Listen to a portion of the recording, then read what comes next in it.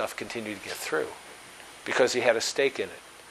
Now, I have lots of examples of what's happening politically that makes it kind of a Mobius strip when you try to think about against whom we are defending ourselves. New structures have emerged geopolitically for which we do not have names. The passenger aeronaut example would apply, except we don't know who the passengers are. We do know that clouds of power have emerged which make simple concepts of allegiance and patriotism literally obsolete when we think in a focused, granular way about who we are trying to oppose and who we are trying to defend. Because the boundaries no longer hold. They are dissolving into clouds of power. And when you do the work, when you do the investigative work, you can follow the money, and you can see the contours, and you can see the new emergent structures. But they're not simple, and they do not align in any meaningful way with the kind of political rhetoric that we are hearing. And there's a great deal at stake. So in the intelligence community, because at the moment of action, you are a node in a network, but we are all nodes in a multiplicity of networks. And we define our allegiance not by what we say or how we self-conceive, but by what we do in that moment of action. And that is the moment in which our allegiance and therefore identity is determined. And that is very, very difficult to circumscribe with all the checks and balances we're trying to do. And that's why it's so much easier when you're doing information security to at least focus on the machine side of the symbiotic relationship, because it can be more binary sometimes, although complexity bedevils that simple statement.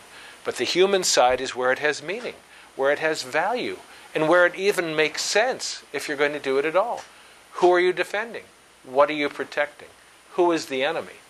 And if those questions aren't asked, then you're simply drinking the Kool-Aid and joining the corporation and doing what you're told to do. And the corporation can be any corporate structure. I mean, the world really is a film noir novel, and it doesn't have easy or happy resolutions. Now, I have to get in just a couple of things. I said I'd go back here, so I will now.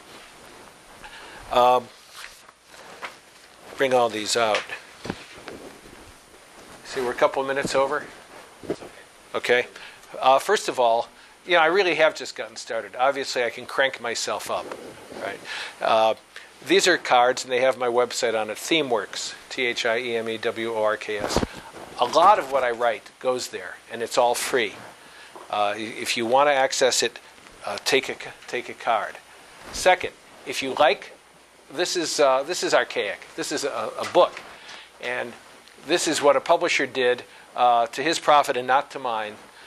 Believe me, when he collected a lot of my fiction that I was short nonfiction that I was sending out, he very kindly allowed me to sell them at a cheap, discounted price. Not as cheap as you'll get on the web, which I think is down to 44 cents on Amazon.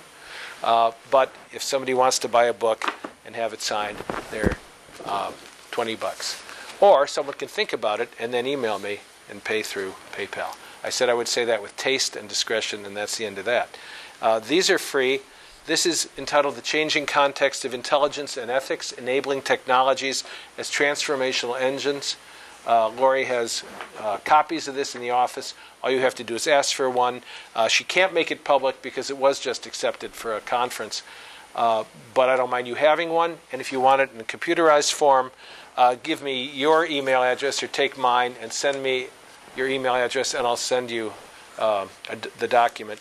This was written a few years ago. Bill Moyers convened some of us to talk about technology and religion. It takes the pieces that I've talked about here in a much more coherent way.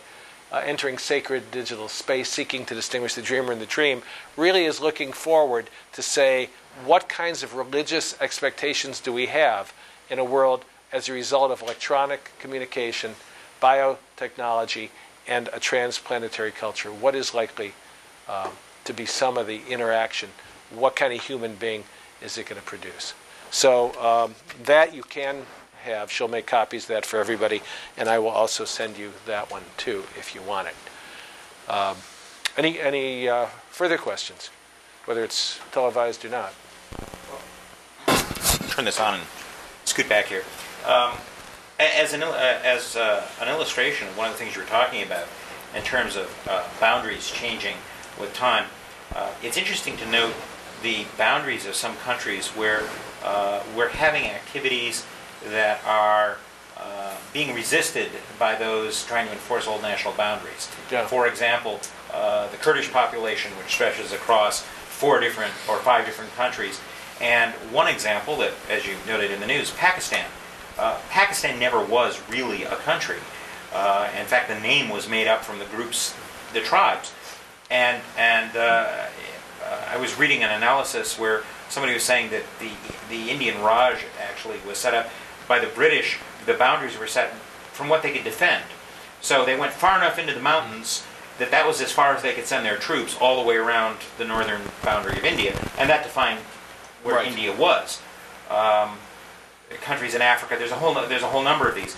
But as time has gone on, and transportation and communication have become more available to the people living in the remote regions that constitute some of the border areas or the remote areas of these countries, they become aware of their differences from their peers within the country and their similarities to ancient tribal colleagues across what would otherwise be the border. Right. And this has led to unrest, seek for separatism, and other kinds of behavior in many of these places around the world.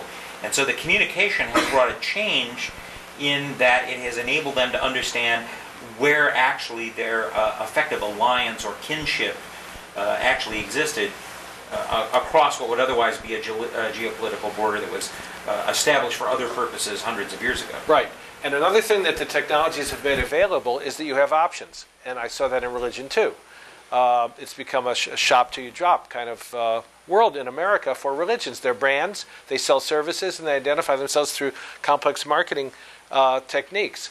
But what you're saying is, and think about this for yourselves, one of the things I realized that technology was doing was making things like itself modular and fluid. Modular and fluid. Modular means that when I grew up, and people in my era often grew up thinking they would have a job, an occupation, a vocation. They were born to a religion and they would be in it. It was literally unthinkable that they would not be whatever they were given as their water to fish. They would get married, and while something might happen, they would probably stay married. In other words, there was a single linear structure to your life, and you literally didn't think you had options until the technologies enabled the economic and social realities that gave you those options, and identity is one of them. So that I have reinvented myself 3 times. I say it like it's, oh, I did this, but it wasn't doing. I was a teacher of literature. Then I was a priest, and now I'm kind of a whatever, speaker, writer. I mean, it doesn't really have a name. People say, how do I define you? What do I say about what you speak about? Someone said, I was telling my husband, I really like your speeches. He said, what does he talk about? She said, I don't know. What she was really saying is that making the content, making the invisible visible, brings things into focus, but we fall back into our habitual structures of thinking. So when you're asked, what is the content or the context, it's like the mind observing itself. It can catch it for a minute. Buddhists call it enlightenment. But then it falls back into itself again. But identity is a choice, and it's the enabling technologies that let it be so. Another attempt at rethinking. Do we realize that Pakistan is living the American dream right now? The lawyers are demonstrating, and the police is picking them up and putting them away. Yeah. Maybe not the lawyer's dream. Anything else? Well, let's express our thanks, and I'm sure you'll all find some interesting things out of the way. Thanks.